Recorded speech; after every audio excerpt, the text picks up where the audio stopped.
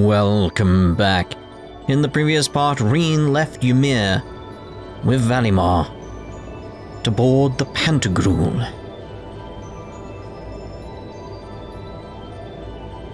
It is a fine ship though, that is a good design for an airship.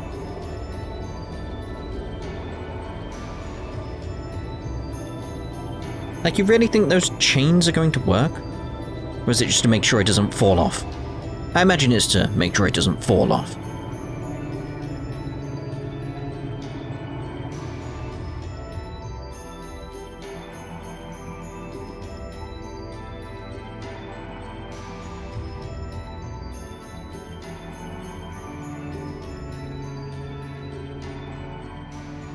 So this is what Duke Cayenne looks like from up close.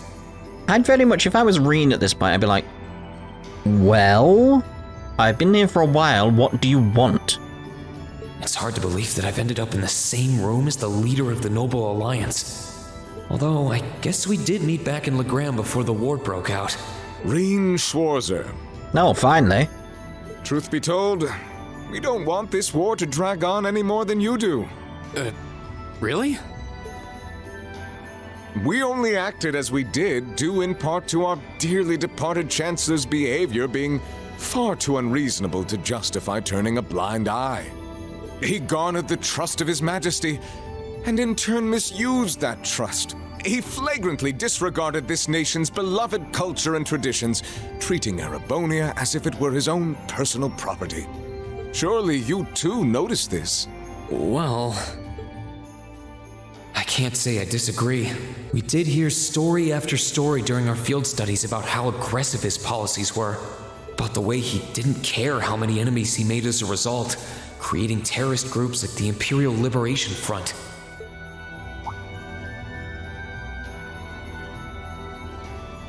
But as I said, the cause of our nation's ills is now gone. Now, all that remains is to turn back the hands of time just a touch, and the good old days of the Empire will be upon us once more. The key to this bright future lies in putting aside our differences and joining hands. Am I wrong? Oh, so very wrong. I'm afraid that yes, you are. Do you honestly believe that people can so easily put aside their differences after all the Alliance has done? You occupied Heimdall and effectively took every one of its citizens hostage, imprisoned the Imperial family. And let's not forget how you're now in league with the enemy nation responsible for the destruction of Gorelia Fortress. After all that, the Imperial army would never bow their heads to the likes of you, even if the rest of the population did. My word, I'm afraid there's been a terrible misunderstanding. The Imperial family is simply under our loving protection. They certainly haven't been imprisoned. But that does bring me to exactly why I want you to help us. It does? The Azure Knight is already on our side. But if we had your Ashen Knight as well, that would mean we'd have two of the great knights of Erebonian legend to put into play. Couple them with our Panzer Soldats, and the Imperial Army's armored divisions would cower before us. You may not find us winning the war ideal, but this union benefits everyone more than carrying on until our inevitable victory, I don't think it's that simple. I beg to differ. The presence of Soldats units on a battlefield makes a tremendous difference. What they may lack in firepower and armor compared to tanks, they make up for in mobility and versatility. But more important than even those factors is the psychological impact they have on our opponents. Well,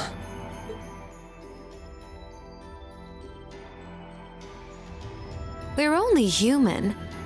As such, we are as captivated as we are terrified of giant beings bearing human form. And if that holds true even for mass-produced soldats made with modern technology, it will be all the more true for the divine knights of legend you and Crow possess. Can't argue with that logic. I will say it once more. Gileath Osborne is dead. Sure about that, mate?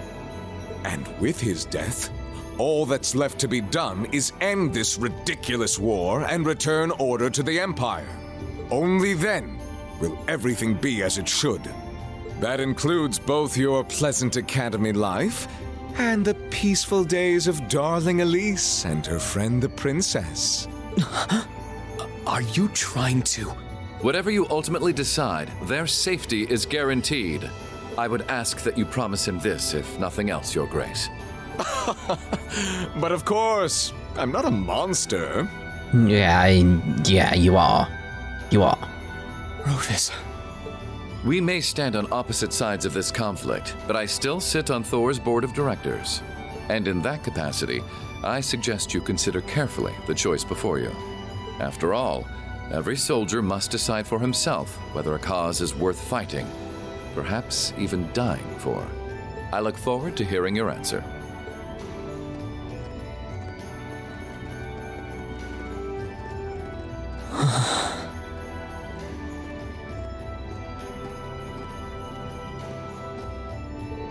Please come with us, Master Rean, otherwise I'll have to stick you with my pointy hat. We will escort you to your guest room.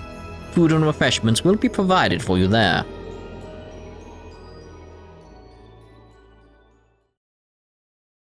Aboard the Pentagrule.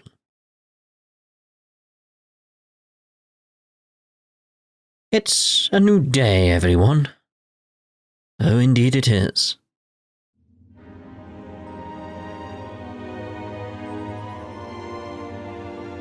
It's quite grand, isn't it? Not the cabaret club, no. Not where the customer is king. Bubbles! Lots of bubbles.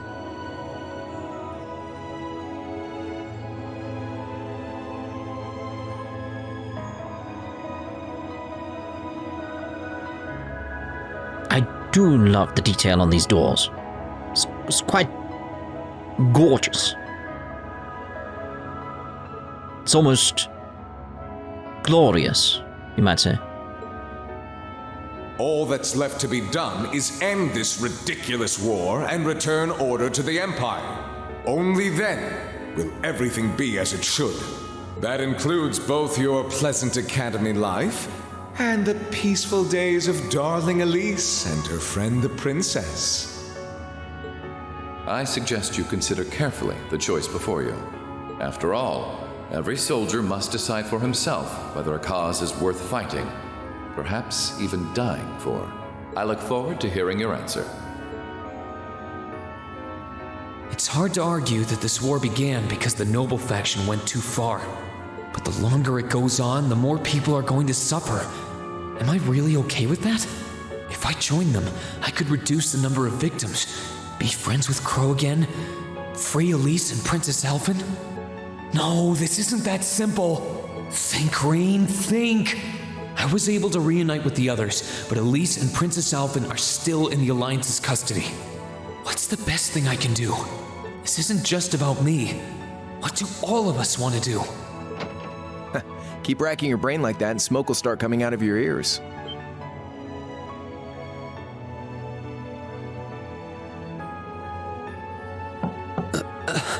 A bit too late to knock, mate. What do you want? Hey now, no need to give me that look. I figured I was gonna find you busy thinking everything over like your life depended on it. And what do you know? I was right. How about you mind your own damn business? And don't you have better things to do with your time? I figured the glorious Azure Chevalier would be far too busy with the war to be hanging out around here. Glorious! It's tough being popular. If you joined us, I could get away with doing half the work I am now. So come on, stop freaking out about it so much and make a choice. This isn't something I can just decide by flipping a coin, Crow. And besides, it'd probably be an easier choice if not for a certain someone. What's that in your hand, anyway? Grub, of course. Kinda early, but I brought you your lunch. Mind if I Join you. Boigers. Hamburgers, fries, and onion rings, huh? He got Boigers and his green drink. It's green. I was expecting something more fancy like I had last night. It's green. Oh, that kind of food more your thing?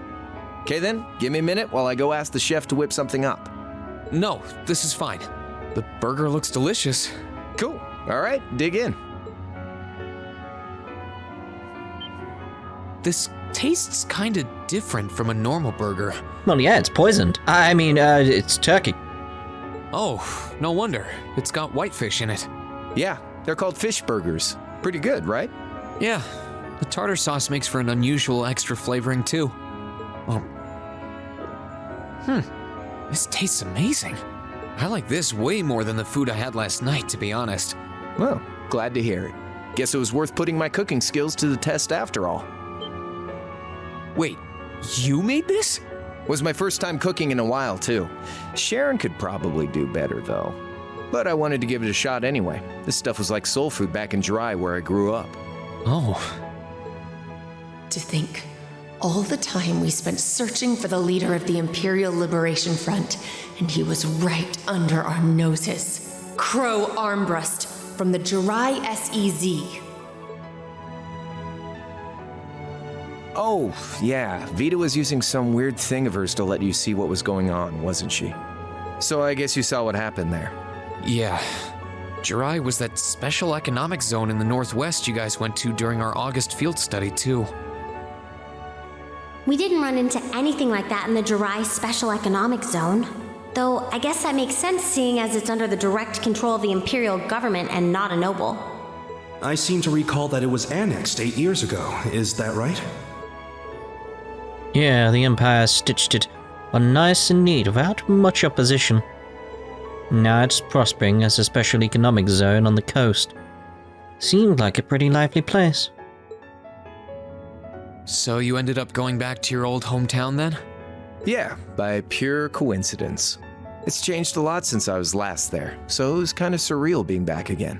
But it was nostalgic in its own way, too. It's been bugging me for a long time now. What could have made you want to join a group of terrorists like the Imperial Liberation Front? What was it that made you hate Chancellor Osborne that much? Enough to take his life? Tell me, Crow, please. I want to know what it was that made you who you are now. What kind of place Jirai was, how you lived there, and what you were doing before you entered the academy and met Toa, Angelica, and George. Where's the fun in prying into a guy's past? Save all that talk for your number one in class. Who's the lucky girl anyway? Elisa? Laura? Emma? Fee? And don't tell me it's Milliam, because, you know, it... I'm serious, Crow. I really want to know. Think of telling me your past as paying off the interest you owe on that 50 Mira. How many ways is he going to pay back this interest? Because until I know, until we know, we won't be able to move forward. You're really serious.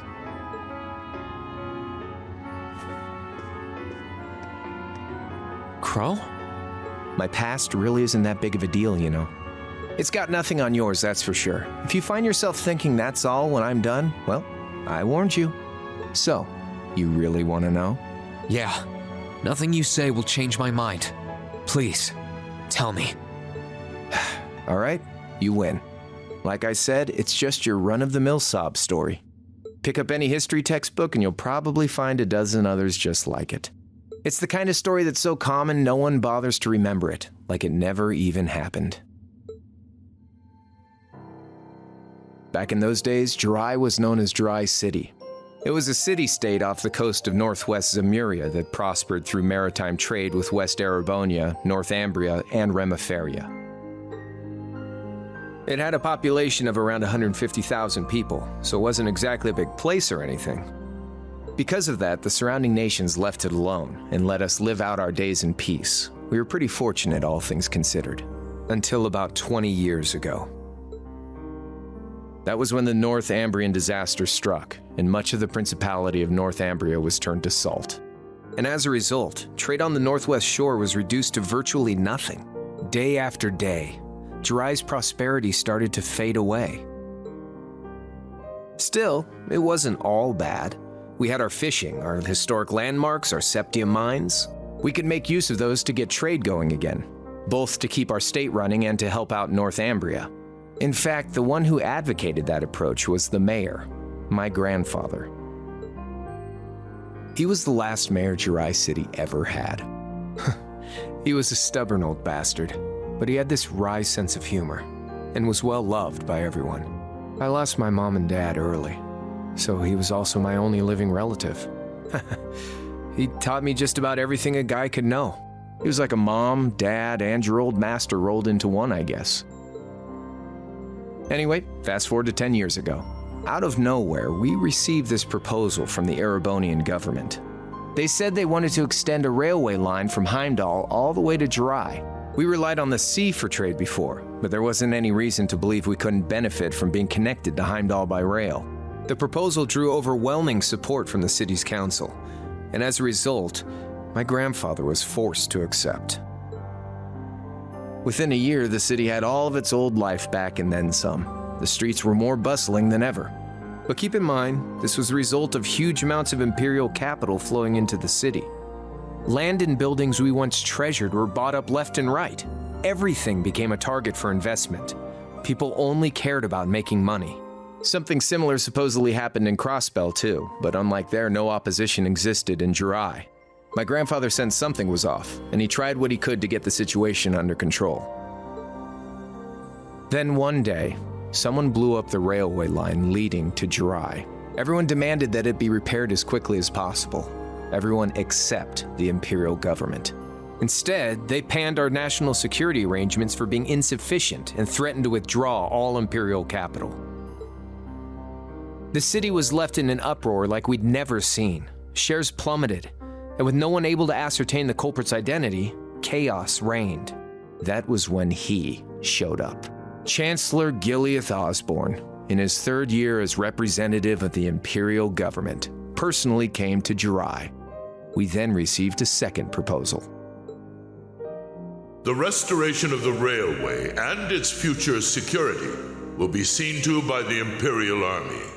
In return for our continued assistance in safekeeping, Jirai will come under the wing of our glorious empire and attain even greater prosperity as a special economic zone. The timing was too good to be true, really. Realizing this, my grandfather staunchly opposed the idea. He tried everything he could to convince the city's council to reject the offer. Unfortunately, once you taste the sweet fruit of prosperity, it's hard to want to go back. The council, made up of influential merchants and all their greed, jumped at the offer. And tempted by the elimination of customs, together with the tax breaks from being an SEZ, many of the citizens did too. And during all that, they'd conveniently found a suspect behind the railway incident, my grandfather. He loved Jirai more than anyone, and up till then, its people loved him too. And yet, virtually overnight, he found himself facing the wrath of both the city's council and the citizens alike. Left with no choice, he resigned from his position as mayor, and Jirai formally became part of the empire. Both of these things happened on the same exact day. That was 8 years ago. Naturally, everyone knew my grandfather wasn't the one who did it. They knew who was really responsible. They just turned a blind eye to the truth. See? I warned you. Just your run-of-the-mill sob story. Yeah, but it speaks volumes on how Gileath Osborne actually works. I don't know what to say, Crow. Which again is gonna actually come into play with what I want to talk about in regards to this whole idea of us being a neutral third faction. What happened to him after that? Your grandfather? One day, he just up and died. Once he resigned, the whole affair with the railway getting blown up was all but forgotten. He lived comfortably in retirement for about half a year, fell ill, and that was that. He just lost the will to go on, I guess. Like I said, he was the only family I had. I mean, I had plenty of friends even then, but I chose to leave it all behind. I was 13 at the time. I wandered the land, doing whatever I had to get by. That was when I met old Cayenne, who happily indulged my hatred for the Chancellor. And with his financial backing, I went out with the goal to find others who were just like me. That was the beginning of the Imperial Liberation Front. Gideon, Scarlet, and Vulcan were among those I recruited. I'd also met Vita then. I only knew her as the woman who would often come to see Cayenne. She guided me to a place below the city of Ortis, and there slept the Azure Knight Ordine. One after another, I overcame the same trials you did with your friends, but alone. And once I'd proven myself worthy, Ordine accepted me as his awakener. That was 3 years ago. I was 16. My preparations complete, I concealed my background and enrolled in a military academy near the capital. Everything I did for the sole purpose of taking the Chancellor's head.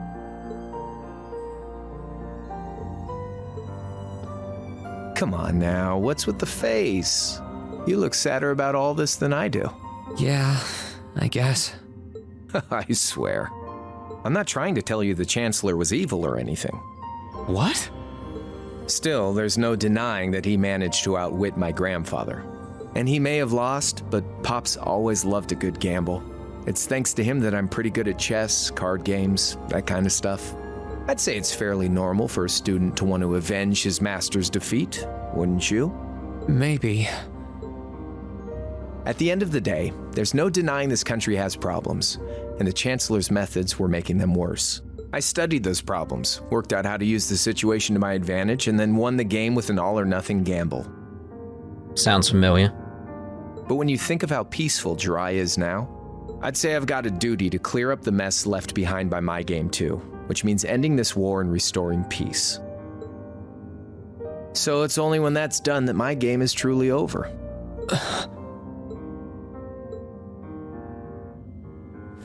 I don't want whatever your decision is to be influenced by my past, okay?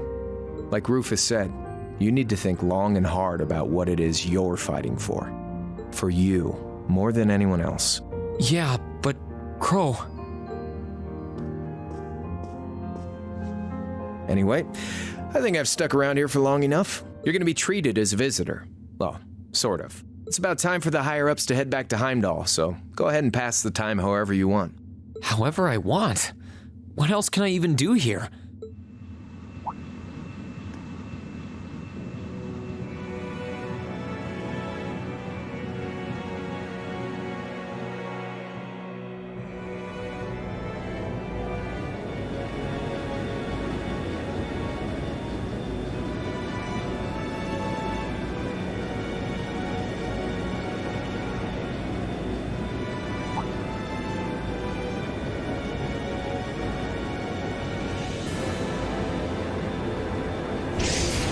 Got a little smirk on my face at this moment.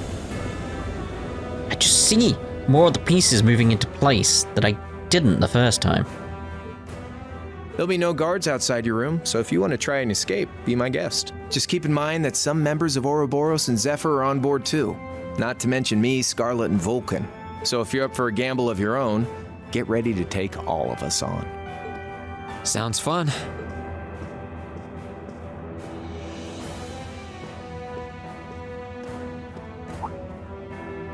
Oh yeah, one more thing. There's this real cute visitor in the guest of honors room on the second floor. I think she'd perk right up if she saw you, so why not go pay her a visit? Just don't go making your girl jealous, okay?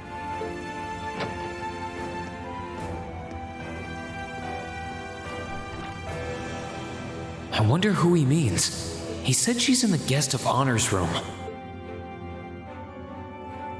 Well, I can't waste much time here. I told everyone I'd definitely come back soon. Right now, I need to gather as much information as I can. I can make my choice after that. At least then, it'll be an informed one.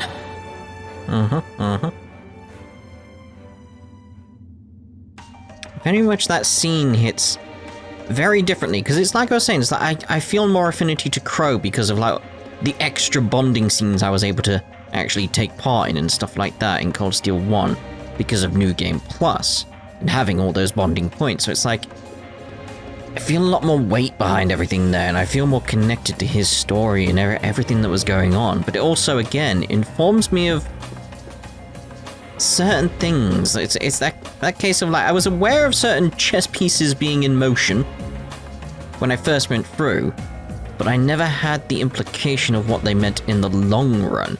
And now being here at this point, even taking into account stuff from Cold Steel 3, it's like, yeah, there's a lot of, like, big movements happening. Yeah, there he is.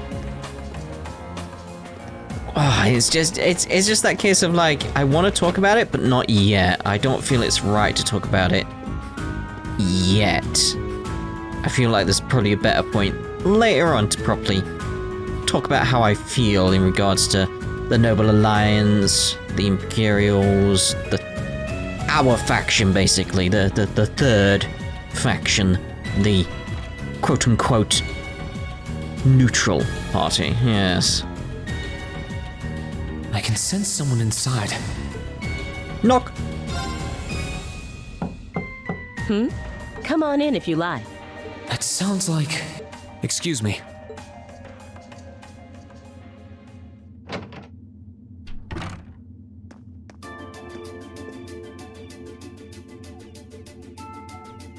Scarlet! Hello there, love. I'd heard you came on board yesterday, so I did wonder whether we would run into one another at some point. Hello, Scarlet. Last time we spoke was a month and a half ago near Trista, I think. Quite a memorable day for both of us, wasn't it? There's no need to stand over there. Come and have a seat. I'll pour us some tea. Oh, lovely. You really don't have to.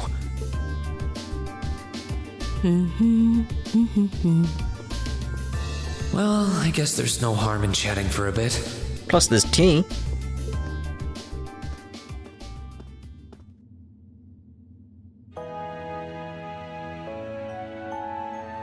These tea leaves really are wonderful, aren't they? Only the best for the airship of Erebonia's most powerful noble, I suppose. I have to admit, the fragrance is like no tea I've ever had before. You're right, though. It makes sense if it's something Duke Cayenne personally chose. Oh? I was under the impression that your family is a part of the nobility, too. Your father is a baron, isn't he? He might be a noble, but generally barons aren't all that wealthy. We live a relatively modest lifestyle. Oh, really? I wouldn't have thought it before, but maybe my family was actually more well off than yours. And Scarlet, I heard she lost her old hometown when he went and built a railway through it. What kind of family did you come from then? Oh, they weren't nobles, if that's what you're wondering. They were just relatively wealthy farmers. We were almost local celebrities in a way. Oh, I see. You're wondering how someone like me became a terrorist? It's written all over your face. Well, I can't deny that I'm curious. I heard that you lost your hometown because Osborne built a railway through it. Oh, did C tell you? No, I suppose it must have been V. He never was one to keep quiet about things. So, I mean, what happened? Some things are best left unsaid, I think. It's not as if knowing would somehow allow you to change things. I suppose. You're so adorable, Rean. Now I know why C took a liking to you. What do you say? How about you come and fight with me and the other big girls and boys? It'll be fun, I promise. Please stop teasing me. Anyway, thank you for the tea. It wasn't just made with high-quality leaves. It was brewed exceptionally, too. I mean, yeah, that is an important part of making tea. You're very welcome. Oh, actually, I may as well ask while I have the chance. Where did you learn how to use that weapon of yours anyway? It's pretty unique. Have you heard of a game called Hyperdimension Neptunia? Oh, that? I suppose it can't hurt to tell you. The holy city of Arteria. The Arteria? Where the high seat of the Septian Church is? That's the one. It's called a Templar sword, and it's a traditional weapon in the church. A few years ago, I was studying to be a sister and was trained in how to use it there. Surely you must be talking about some other church, right? Oh, no. You're telling me there are sisters in the Septian Church who use weapons like that? There are more things in this world you don't know than you could possibly imagine. Well, it doesn't matter much now. I ended up returning to Erebonia before my training was complete. Oh? Anyway, that's all I'm telling you for now. I'll give you the full story if you decide to join us. Sound fair? And if you choose not to join, well, that way has its own charms, I suppose. I just love that sort of like little connection. This is nice. She ended up being a lot friendlier than I expected her to be. I wonder how much of what she was saying about being a sister was true. I mean, it fits. She seemed to really hate the Chancellor. I wonder what she intends to do now that he's gone. Indeed. I think when I want to talk about, like, what I want to talk about in regards to, like, the third faction and all that type of stuff and my thoughts on that, it's probably actually when we get to certain scenes with Vita later. When we're going around to certain shrines, once again, let's put it like that.